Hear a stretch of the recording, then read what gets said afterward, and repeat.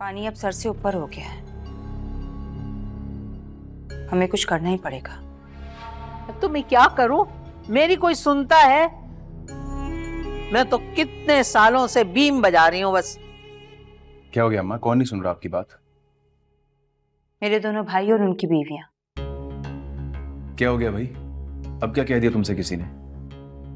बस जहर देकर मारने की कसर बाकी रह गई है, और तो कोई कमी नहीं छोड़ी मेरी भाभीयों ने। अब आप लोग फिर से शुरू मत हो जाइएगा। थोड़ी देर घर रेस्ट करने के लिए आया हूँ, शाम में मुझे ससुराल जाना, एक शादी है।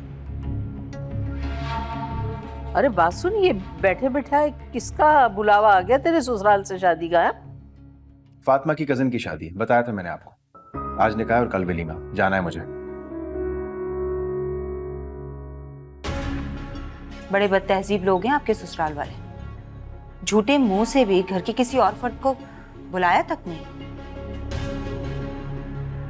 सिर्फ अपनी बेटी और दामाद ही याद थे उन्हें। कम से कम अम्मी को तो बुला लेते। उन्होंने तो हमारे पूरे घर को बुलाया था, लेकिन मैंने ही किसी को ले जाना मुनासिब नहीं समझा।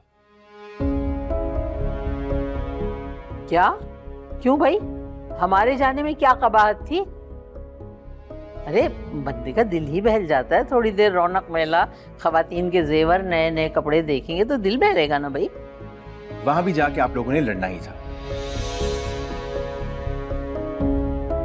तो दुनिया को यह तमाशा दिखाने की क्या जरूरत? मेरी इज्जत खराब होती। तो हम कहाँ लड़ते हैं किसी से? हम तो नाम भी नहीं लेते। ये तो तुम्हारी बीवियां हैं जो अपनी औकात दिखाती हैं लोगों को जाके। आप लोगों को सिर्फ अपनी माँ और बहन में ही गलतियां नजर आती हैं,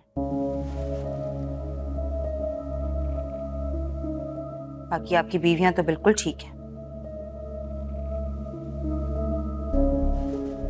हाँ, वो मैं आपको बताना भूल गया, नोमी भाई का केस लग गया है। थोड़ी देर पहले वकील की कॉल आई थी।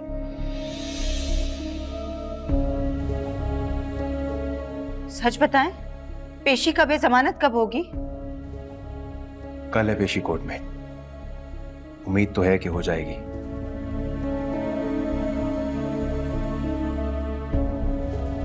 और वैसे आप लोग अगर गीबतें करने की बजाय दुआएं कर लें तो ज्यादा बेहतर होगा। नोमी भाई को जरूरत है इसकी। किसकी गिबत की हमने आज तक? बिला वजह इल्जाम देने आ जाते हैं सब। अरे छोड़ इसे, बकवास कर रहा खामखा की।